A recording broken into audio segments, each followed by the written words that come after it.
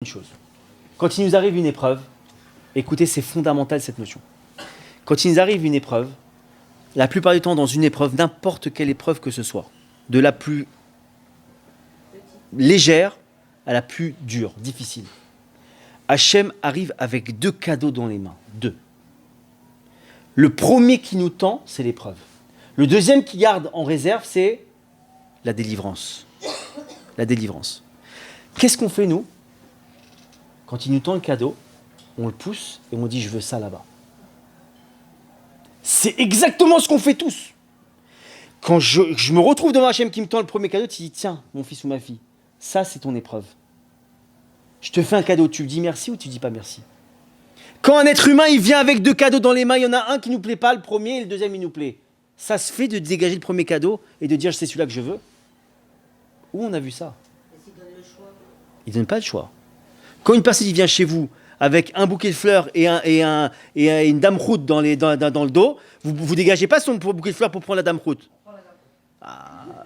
Moi, je fais pas ça. Je sais que vous baguez. Mais en tout cas, sachez que c'est comme ça qu'on se comporte avec Hachem. Alors, comment ça se passe avec ce premier cadeau?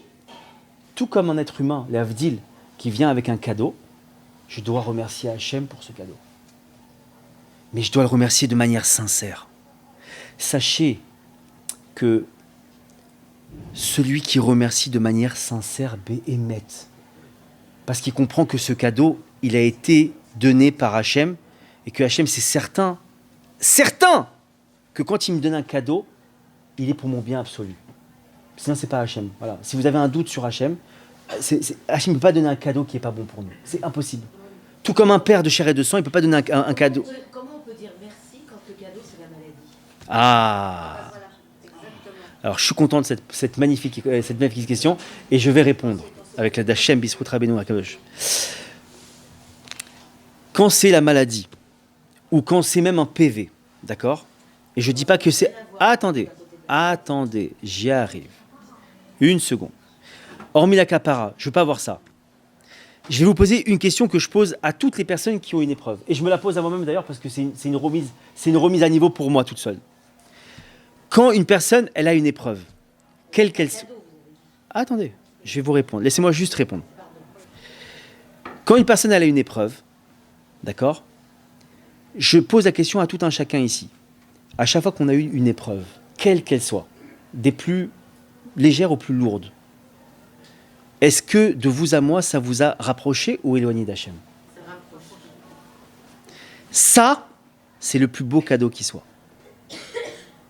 Comme on l'a dit, je suis venu sur cette terre pour me connecter au Créateur, pour comprendre qu'il existe. Maintenant, si Hachem, vous savez, je vais vous dire, Hachem, il a toutes les possibilités du monde de nous rapprocher. Et Hachem, il a la faculté, si on peut dire comme ça, de trouver la façon la plus efficace de nous rapprocher, de faire qu'on se réveille. Ça peut être le réveil matin, ça peut être le seau d'eau, ça peut être une explosion nucléaire, j'en sais rien. Mais le niveau de l'épreuve qu'on vit, c'est le niveau de réveil dont on a besoin pour se réveiller.